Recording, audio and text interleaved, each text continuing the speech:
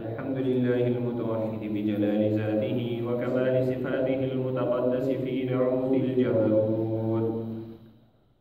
نعوت الجبروت عن شوائب النقص وسماته، والصلاة على نبيه المؤيد بساطع حججه ووازح بيناته، وعلى آله الطيبين الطاهرين وأصحابه هداة طريق الحق وحماده. أما بعد، فأعوذ بالله من الشيطان الرجيم. بسم الله الرحمن الرحيم. كل نفس ذائقة الموت. صدق الله العظيم. عزتمند محترم سوجمونا لقمان حکیم صاحب نصیحتونه را روان نو یو نصیحت د هغې نه دا دی، لقمان حکیم صاحب فرمایي چې تاسو خپل مرګ هغه په هر وخت کې یاد ساتئ. مرګ دا هیروئ مو، ځکه دا داسې څیز دی چې دا د هیرولو نه دی، او که انسان دغه مرګ هیر کړي خو دا مرګ دا انسان چې دی نو هغه نه هیروي. که انسان د دنیا هر مقام او هر ګوټ ته لاړ شي، لیکن دغه مرګ چې دی نو هغه به دی تلاش کوي. که انسان اسمانونو ته وخیږي، که انسان سمندر ته چې دی نو هغه کوشي، که انسان په مضبوطو قلاګانو کې ځان بند کړي، لیکن دغه مرګ چې دی نو هغه هر ځای کې چې دا انسان به چې دی نو هغه لاندې کوي. نو د انسان د زندګۍ مثال هغه د هغې ډیوې دی، هغه د هغې شمع او مومبتۍ دی چې هغه یو کس چې دی نو هغه یې ښودلې وي، په داسې ځای کې یې ښودلې چې هلته کې هوا چلیږي. کله چې هوا راشي نو دغه شمع، دغه مومبتي، دغه ډیوه چې دی نو د سیلۍ د دغې یو جونکې سره دا سیلۍ په یو پیر چې دی نو هغه راشي، دغه ډیوه چې دی نو هغه مړه کړي، دغه شمع او مومبتي چې دی نو هغه مړه کړي. دغه شان د انسان د زندګۍ مثال دی چې کله دله د مرګ یو جټکه چې دی نو هغه راشي، یوه جونکه چې کله د انسان له د مرګ راشي، د انسان زندګي چې دی نو هغه ختم کړي. یا د انسان د زندګۍ مثال د هغې اوښکې دی، کومه اوښکه چې د سترګې نه راوتلې ده، نو چې د سترګې نه دغه اوښکه راووتله نو دغه دا چې دی نو د معمولي ړقېدو سره چې دی نو هغه ښکته ځمکې ته غورځېږي. نو دغه اوښکه چې څنګه په معمولي ړقېدلو سره ځمکې ته غورځېږي، دغه شان د انسان د زندګۍ مثال دی چې په معمولي بهانې سره د انسان زندګي چې دی نو هغه ختمېږي او انسان ته چې دی نو هغه مرګ راځي. ځکه شاعر وایي زندگی کیا ہے ترکتا ہوا ایک ننا سا دیا، ایک ہے جھونکا جسے آ کے بجھا دیتا ہے. وای د انسان زندگی سره د هغې ډیوې په شان، د هغې مومبتۍ په شانتي ده. ایک ہے جھونکا جسے آ کے بجھا دیتا ہے. معمولی یوه جټکه راشي او دغه زندگی چې دی نو هغه ختمه کړي. یا سر مچگا غم کا ترکتا ہوا ایک آنسو، یا د غم هغه معمولی چې دی نو هغه اوښکه ده، پلک جپکنا جسے مٹی میں ملا دیتا ہے. معمولی چې دی نو هغه ړقېدل، دغه اوښکه چې دی نو هغه په خاورو کې میلاوئ. دغه شان د انسان زندګي په معمولي بهانې سره چې دی نو هغه ختمېږي. دا د انسان د زندګۍ چې دی نو هغه حقیقت دی. افلاطون نه چا تپوس وکړو، وایي د پلانکي سړي چې دی نو هغه د مرګ سبب چې دی نو هغه څه وګرځېد، دا پلانکی ولې مړ شو؟ یعنې د انسان د زندګۍ دا مرګ سبب چې دی نو هغه څه دی، دی ولې مړ کېږي؟ نو افلاطون ول جواب ورکو، د انسان د مرګ سبب چې دی نو د زندګي د ژوند دی.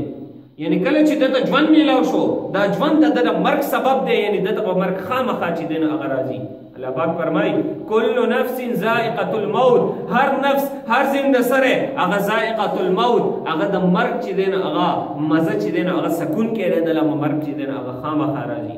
نو هیڅ یو جاندار هغه داسې نشته دی چې هغه ته به مرګ نه راځي، بلکې هر جاندار ته به هغه مرګ راځي، که هغه انسان دی، که هغه ځناور دی، که هغه فرشتې دي، که هغه جنات دي، که هغه هر قسمه مخلوق دی، هغه ټولو ته به مرګ راځي، تر دې چې د مرګ فرشته ملک الموت د ټولو نه آخر مرګ به چې دی نو هغه ملک الموت ته چې دی نو هغه راځي، صرف یو ذات به باقي پاتې شي چې هغه حی دی، هغه قیوم دی، هغه د ازل نه ژوندی و، هغه به ابده پورې ژوندی وي، هغه ذات به چې دی نو هغه مخکې نه هم موجود و، هغه به همیشه موجود وي، هغه د الله ذات دی، هغه ذات دی، هغه ذات دی چې هغه واجب الوجود دی، د هغه ذات چې دی نو هغه د هغه موجودېدل هغه واجب دی، هغه همیشه ژوند دی، هغه د مخکې نه ژوند دی، هغه ذات به چې دی نو هغه باقي پاتې شي، هغه به اعلان کوي لمن الملک اليوم لله، نن ورځې د چا دپاره چې دی نو هغه بادشاهي ده، څوک به چې دی نو هغه جواب ورکوونکی نه وي، ځکه نه انسان شته، نه چې دی نو هغه فرشتې شته، نه جنات شته، نه ځناور شته، هېڅ قسمه مخلوق چې دی نو هغه زنده سره هغه په مخ د ځمکه یا چې دی نو هغه په اسمانونو کې په هېڅ ځای کې چې دی نو هغه ژوندی به باقي پاتې نه شي، تر دې چې جبریل علیه السلام ته به هم مرګ راشي، ټولې فرشتې به چې دی نو هغه مړې شي، د هغې نه بعد به چې دی نو الله پاک انسانان را ژوندي کړي، فرشتې به را ژوندي کړي، نو داسې وخت به هم راشي چې صرف یو ذات به ژوندی پاتې چې هغه د الله پاک ذات دی، نور هېڅ څوک به چې دی نو هغه ژوندي نه وي، بیا به الله پاک خلک را ژوندي کړي. نبی علیہ السلام پسې یو څو نوجوانان صحابه راغلل، د نبی علیہ السلام نه تپوس کې ای د الله رسوله په مخلوق کې په انسانانو کې د ټولو نه هوښیار کس چې دی نو هغه څوک دی؟ نبی علیہ السلام جواب ورکوي په تاسو کې د ټولو نه هوښیار کس هغه دی، اکثرو د ټولو نه هوښیار کس هغه دی چې هغه خپل مرګ چې دی نو هغه زیات ذات یادوي، اکثرهم ذکرا للموت و استعدادا للموت، هوښیار کس د ټولو نه هغه دی چې هغه خپل مرګ ډېر ډېر یادوي، و استعدادا للموت، او د مرګ دپاره چې دی د آخرت دپاره تیاری کوي، د ټولو نه هوښیار کس چې دی نو هغه هم دغه دی. نبی علیه السلام فرمایي بل حدیث کې نبی علیه السلام فرمایي اکثرو ذکر هاضم اللذات، د لذتونو ماتونکي څیز هغه ډېر ډېر یادوي. صحابه تپوس کوي ما هاضم اللذات، د لذتونو ماتونکي څیز څه دی؟ نبی علیه السلام جواب ورکوي الموت، مرګ ډېر ډېر یادوي، په دې به ستاسو لذتونه هغه ماتېږي، هغه به ختمېږي. بل حدیث کې نبی علیه السلام فرمایي که چېرې تاسو ته پته ولګېده، تاسو پوه شوئ د مرګ په هغه مشکلاتو او سختو باندې، ما به هغه اعلمکم چې کوم ما ته معلومې دی، لضحکتم قلیلا ولبکیتم کثیرا، نو تاسو به بیا لږ لږ خاندئ، ولبکیتم کثیرا، او تاسو به ډېر زیات چې دی نو هغه جاړئ. بیا په ځناورو کې چاته چې دی نو د مرګ د دې مشکلاتو هغه مشکلات چې کوم مونږ ته پته ده په احادیثو په ذریعې سره مونږ ته معلوم شوي دي چې دا مشکلات دي، یا د مرګ د روح قبض کولو کې مې سختۍ دي، که دا په ځناورو کې چې دی نو هغو ته پته ولګېده، نو حدیث کې راځي تاسو ته به څو رب ځناور چې دی نو د ذبحې دپاره میلاو هم نه شي، ټول به د غم د وجې نه چې دی نو هغه وچ پاتې شي، څو رب ځناور به تاسو ته میلاو نه شي چې تاسو یې ذبحه کوئ. نو مرګ ډېر ډېر یاد ساتل پکار دي. عائشہ رضی الله تعالی عنها تپوس کوي د نبی علیه السلام نه چې د شهیدانو سره به د چا حشر کېږي؟ نبی علیه السلام ورته جواب ورکړو د شهیدانو سره به حشر د قیامت په ورځ باندې د هغې خلکو کېږي چې څوک په شپه ورځ کې خپل مرګ چې دی نو هغه 100 پیرې یادوي. 100 پیرې چې یو کس په شپه ورځ کې مرګ ځان ته یاد ساتي، یادوي یې ځان ته، نو دغه کس چې دی دی به چې دی نو هغه د شهیدانو سره به د حشر کېږي. د ملک الموت نه نبی علیه السلام تپوس وکړو چې ته راځې او انسان نه روح وباسي، نو د هغې نه مخکې چې دی نو خپل قاصد خو رالېږه که نه، چې هغه قاصد راشي او هغه خلکو ته خبر ورکړي چې مرګ راتلونکی دی. نو ملک الموت اسرائیل علیه السلام جواب ورکړي یا د الله رسوله قاصدان خو ډېر راځي، څه دي قاصدان؟ ملک الموت جواب ورکړي د غاښونو ختل دا زما قاصد دی، چې ای انسان غاښ دې وختو مرګ ته نږدې کېږي، د سترګو نظر کمیدل دا زما قاصد دی، په وجود کې کمزوري راتلل دا زما قاصد دی، په ویښتو کې سپین لګېدل دا زما قاصد دی. نو ای د الله رسول قاصدان خو ډېر راځي، څوک ورته فکر نه کوي، انسان ورته فکر نه کوي، توجه ورته نه کوي. نو قاصدان د مرګ هغه انسان ته ډېر ډېر راځي، لیکن انسان هغه ته چې دی نو هغه توجه نه ورکوي.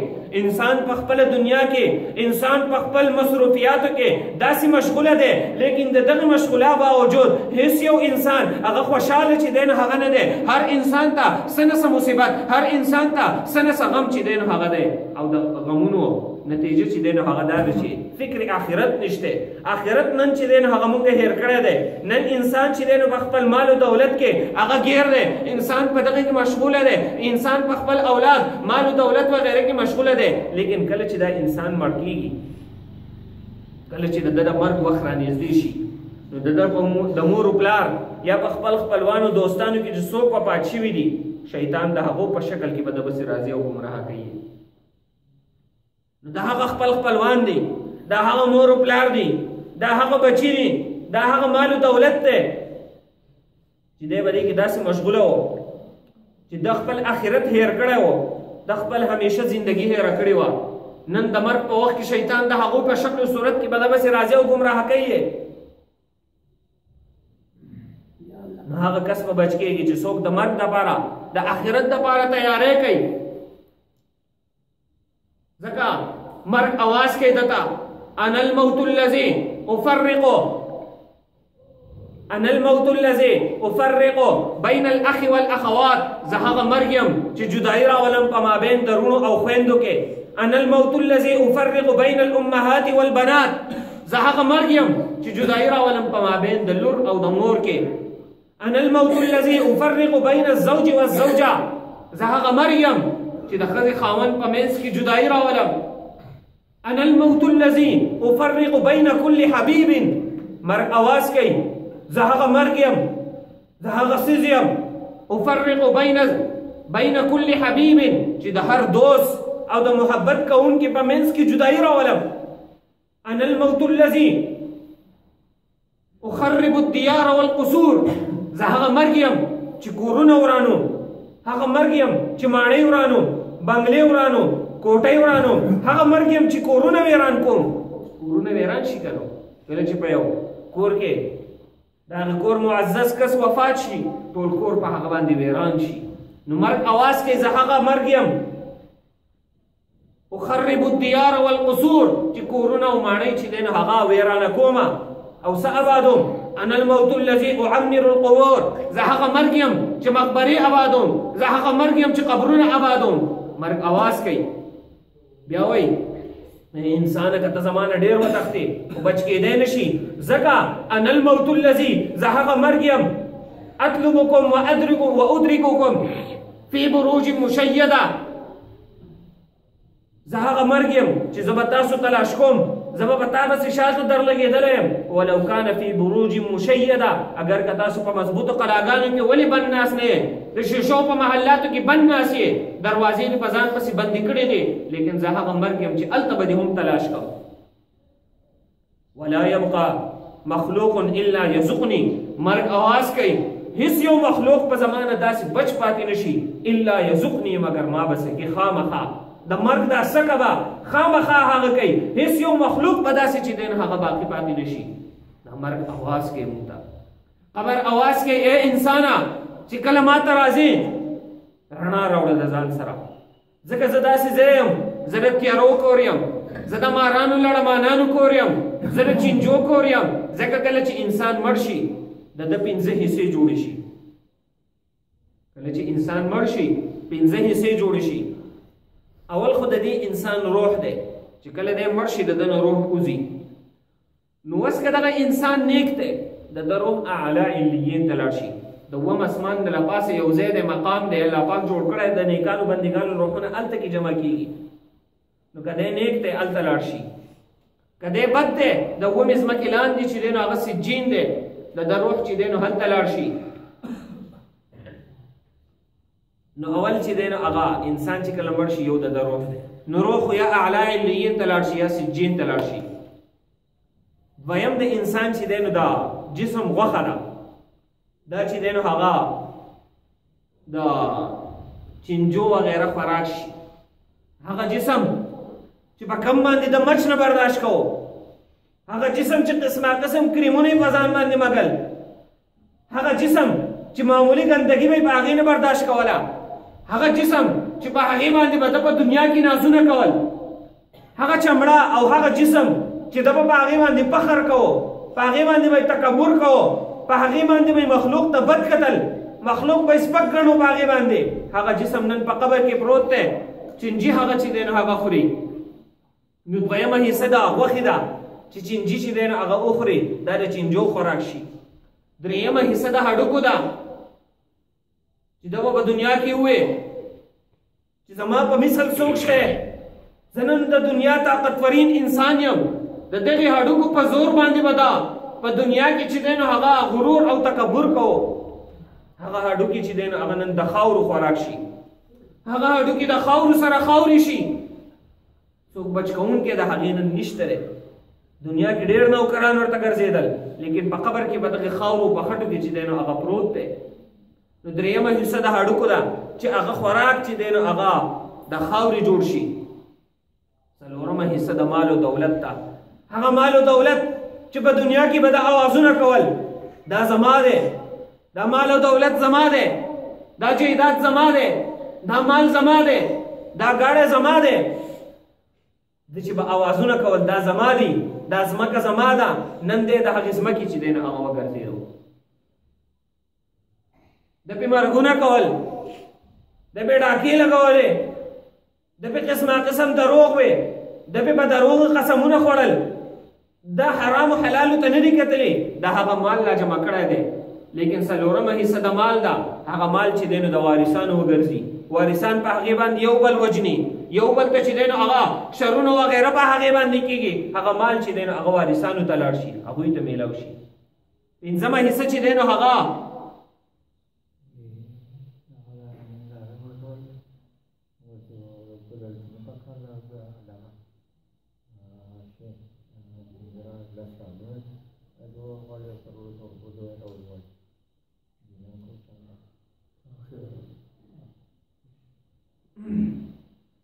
پنځمه حصه چې دی نو هغه د ده نیک اعمال باقي پاتې شو څلور حصې لاړې یو چې دی نو روح دی هغه یا اعلی علیین ته یا سجین ته لاړ دویم چې دی نو هغه وښه ده هغه چې دی د چینجو خوراک شو دریم هډوکي دی هغه د خاورې خوراک شو څلورم مال دی هغه د وارثانو شو پنځم اصل څیز د ده سره نیک اعمال باقي پاتې شو خو دغه نیک اعمال د چا دي یو به راشي هغه وایي چې زما غیبت کړی دی د ده نیک اعمال به هغه ته ورکړی شي ځکه غیبت چې دی نو هغه داسې څیز دی چې څوک د چا غیبت کوي د ده نیک اعمال هغه ته ځي د چا چې غیبت کړی د ده نیک اعمال راغستی کېږي او د چا چې کوي هغه ته ځي امام ابو حنیفه رحمه الله د چا تپوس وکړو وایي ستا مجلس ته چې کله مونږ راشو وایي ستا په مجلس کې چې دی نو غیبت مونږ چېرته ونه لیدو امام صاحب ورته وایي زه دومره وایي که زه اول غیبت کومنو او که غیبت کومنو صرف د خپلې مور غیبت به کوم حیران شو چې د خپلې مور غیبت څوک کوي امام صاحب ورته وایي زه دومره په محنت سره نیکۍ وکړم نیک اعمال چې دی نو هغه وکړم زما دا سود نه کېږي چې دا زه بل چاله ورکړم صرف په خپلې مور باندې مې سود کېږي نو که غیبت کوم نو صرف د هغې به کوم چې زما دا نیک اعمال هغې ته چې دی نو هغه ټرانسفر کېږي هغې ته ځي نو پنځم هغه نیک اعمال دي نو یو به راشي چې زما یې غیبت کړی دی د ده نیک اعمال به هغه ته ورکړی شي بل به راشي زما سره یې حسد کړی دی ځکه ان الحسد یأکل الحسنات کما تأکل النار الحطب حسد چې دی نو هغه نیکۍ داسې خوري لکه څنګه اور چې دی نو هغه لرګي خوري نو د ده نیکۍ به چې دی نو هغه چا سره یې حسد کړی دی هغه ته به لاړ شي بل به راشي ما ته یې تکلیف را رسولی دی هغه ته به ورشي بل به راشي ما ته یې کنځل کړی دی هغه ته به چې دی نو هغه ورشي بل به راشي زما نه مال قبضه کړی و هغه ته به ورشي بل به راشي ما ته سره چې دی نو هغه دا نقصان یې ما ته را رسولی ما ته یې تکلیف را رسولی زه چې دی نو هغه وهلی وم قسمه قسم خلک به راځي د ده نه به نیکۍ چې دی نو هغه وړي په آخره کې به داسې کنګال چې دی نو هغه پاتې شي بیا به هم خلک پاتې یو به راځي زما پې دا حق دی بل به راځي زما پې دا حق دی بیا خو به د ده سره نیکۍ باقي پاتې نه شي بیا به د هغې کسانو بد اعمال راغستلی کېږي او دله به ورکولی کېږي په بدله کې. نو څه خپل بد اعمال دی او څه به د نورو چې دی نو په ده باندې بار کېږي او د دغې بدو اعمالو سره به دی جهنم ته چې دی نو هغه وغورځولی شي. نو پنځم څیز هغه نیک اعمال دي او نیک اعمال به چې دی نو د خلکو په حقونو کې لاړ شي. نو په دنیا کې چې د چا حقونه وي هغه ټول چې دی نو هغه ختمول غواړي، چا ته نقصان رسول نه دی پکار. نو دغه یو څیز باقي پاتې کېدونکی دی چې هغه نیک اعمال دي او هغه د خلکو حقونه وي نو په هغې کې چې دی نو هغه لاړ شي او خبره چې دی نو هغه ختمه شي. نو په دنیا کې داسې وخت تېرول غواړي. الدنیا سجن المؤمن و جنت الکافر، دنیا د مؤمن دپاره قید خانه ده و جنت الکافر او د کافر دپاره جنت دی. مثال چې دی نو هغه ورکوي. مطلب څه دی؟ په جیل خانه کې چې دی نو هغه قیدي چې دی نو هغه کار کوي کوم چې دی نو هغه د ده مالکان وغواړي. دی چې د چا په قید کې دی، دی چې د چا په جیل کې دی، د هغوی په مرضۍ باندې ژوند تېروي. مطلب دی بل په مرضۍ باندې ژوند تېروي. نو مؤمن دپاره دنیا قید خانه ده. مطلب دا دی چې دی به په دنیا کې په خپله مرضۍ باندې ژوند نه تېروي، دی به په دنیا کې د بل په مرضۍ باندې ژوند تېروي چې هغه د شریعت ماتحت دی. دی به د پیغمبر په مرضۍ، دی به د الله په مرضۍ باندې ژوند تېروي، دی به په خپله مرضۍ باندې ژوند نه تېروي، دی به د شریعت ماتحت چې دی هغه ژوند تېروي. و جنت الکافر او د کافر دپاره جنت دی. مطلب دا دی چې په جنت کې د انسان زړه څه وغواړي هغه به چې دی نو هغه دی کوي. دغه رنګې کافر چې په دنیا کې څه وغواړي هغه کار چې دی نو هغه کوي. لیکن په آخرت کې د هغه لپاره بیا مصیبتونه دي. نو دا دنیا د مؤمن دپاره هغه قید خانه ده. دې کې به دی هغه کار کوي چې کوم د شریعت ماتحت وي. دی به چې دی نو هغه د شریعت په انډر او ماتحت کې دی، دی به د هغې نه چې دی نو هغه خوځېږي. نو په دنیا کې تکلیف برداشت کول دا چې دی نو هغه د مؤمن هغه شیوه ده. دی به تکلیف چې دی نو هغه برداشت کوي، دی به چې دی نو خپل آخرت ښایسته کوي. ځکه یو سړی سفر ته روان دی، د دې ځای نه ګاډي ته وختو، کراچۍ ته روان دی، بل ځای ته روان دی. نو دې ځای څومره تیاری کوي؟ هفتې له روان دی، 2 هفتو له روان دی، میاشت له روان دی. دې تیاری ډېر کوي که سفر دی، په لاره به دا چلي، پالته کې به دا چلي، ځان ته تیاری وکړي. نو سفر لږ دی او تیاری ډېر کوي. خو د آخرت سفر هغه ډېر زیات چې دی نو هغه اوږد دی. د هغې سفر دپاره چې دی نو هغه تیاری کول پکار دي. هغه کور چې دی نو هغه خپل ښایسته کول او پراخه کول پکار دي. ځکه ابوبکر رضی الله تعالی عنه فرمایي ام بیوتک الدنیا فواسعة فلیت قبرک بعد الموت یتسع. کورونه د دنیا چې دی نو هغه ستاسو ډېر پراخه دي، ډېر زیات غټ غټ کورونه یې جوړ کړي دي. فلیت قبرک بعد الموت یتسع، کاش چې د مرګ نه بعد ستا را قبر پراخه شوی. دا قبر چې دی نو هغه داسې نه پراخه کېږي، دا په نیک اعمالو سره چې دی نو هغه پراخه کېږي. بل ځای کې فرمایي ابوبکر صدیق رضی الله تعالی عنه كل امرئ مصبح في اهله والموت ادنى من شراك نعله. هر سړی چې دی نو هغه د خپل اهل سره په خپل کور کې چې دی نو هغه سهار کوي، یعنې په خپل هغه ځای کې چې کوم ځای کې دی شپه تېروي، په خپل اهل خانه کې سهار کوي. والموت ادنى من شراك نعله، حالانکه مرګ چې دی نو هغه دته د ده د پیزار د تسمې نه زیات نږدې دی. عمر رضی الله تعالی عنہ سے فرمائی کفا بالموت یا عمر واعظا، اے عمر مرگ چې دی نو هغه ستا لپاره نصیحت کوونکی کافي دی. بل نصیحت کوونکی دپاره د بل نصیحت کوونکی ستا لپاره چې دی نو هغه ضرورت نشته. مرګ چې دی نو هغه ستا لپاره کافي دی. عثمان رضی الله تعالی عنہ سے فرمائی ان من نعیم الدنیا یکفیک الاسلام نعمتا. په دنیا کې ډېر زیات نعمتونه دي، خو ستا لپاره کم نعمت چې دی نو هغه کافي دی. ان من نعیم الدنیا یکفیک الاسلام نعمتا، د دنیا د نعمتونو نه ستا لپاره نعمت د اسلام چې دی نو هغه کافي دی. عثمان رضی الله تعالی عنہ فرمایي وان من اشغال الدنیا، د دنیا د مشغلونه په دنیا کې ډېر مشغولاګانې دي، په دنیا کې ډېر مصروفیات دي، لیکن په دغې مصروفیاتو کې ستا لپاره کم مصروفیت ښه دی. وان من اشغال الدنیا یکفیک الطاعة مشغلا، د دنیا په مشغلو په مصروفیاتو کې ستا لپاره د ټولو نه غوره مصروفیت او مشغله چې دی نو هغه نیک اعمال دي. په اعمال صالحو کې ځان مشغوله ساته. وان من العبرة يكفيك الموت عبرة، په دنیا کې ډېر عبرتونه موجود دي، لیکن دا مرګ چې دی نو دا داسې عبرت دی چې دا ستا لپاره کافي دی، بل عبرت ته ضرورت نشته دی. علي رضی الله تعالی عنہ سے فرمایي هغه چې به کله قبرستان ته راغی، قبرستان کې به یې اواز کوو السلام علیکم یا اهل القبور، سلام دی په تاسو باندې اے مقبرې والا، اے قبرونو والا. اموالکم قسمت، مالونه ستاسو تقسیم کړی شو ودورکم او کورونه ستاسو قسمت هغه تقسیم کړی شو ونساؤکم زوجت زنانو ستاسو چې دی نو هغه نور ودونه وکړل مالونه یې تقسیم شول کورونه تقسیم شول هر شی چې دی نو هغه تقسیم شو لیکن تاسو چې دی نو هغه نن په خاورو کې پراته یې بل ځای کې فرمایي دنیا چې دی نو هغه تلونکې ده وان الاخرة ارتحلت الدنيا مدبرة دنیا چې دی نو هغه تلونکې ده وارتحلت الاخرة مقبلة آخرت چې دی نو هغه راتلونکې ده او د هر یو دپاره بنون زامن دي بچي دي مطلب تابعداري ده فکونو من ابناء الاخرة ولا تكونوا من ابناء الدنيا تاسو د دنیا بچی چې دین هغه ما جوړیږئ د آخرت بچی چې دین هغه جوړ شي مطلب د آخرت د لپاره تیاری وکئ د دنیا د لپاره چې دین هغه د دنیا تیاری مکوئ ځکه فان اليوم ځکه نن ورځې چې دین هغه عمل ولا حساب نن په دنیا کې عمل شته لیکن ستاسو سره حساب نشته وغدن حساب ولا عمل او سبا ورځې په آخرت کې بچی دین هغه حساب کتاب وي ولا عمل لیکن بیا بچی دین هغه عمل نه وي هلته به بیا عمل چې دین هغه نه وي نه عمل چې دین هغه پیدا ورکوي نن ورځې عمل شته لیکن حساب کتاب نشته په آخرت کې به حساب کتاب وي لیکن عمل بچی دین هغه نه وي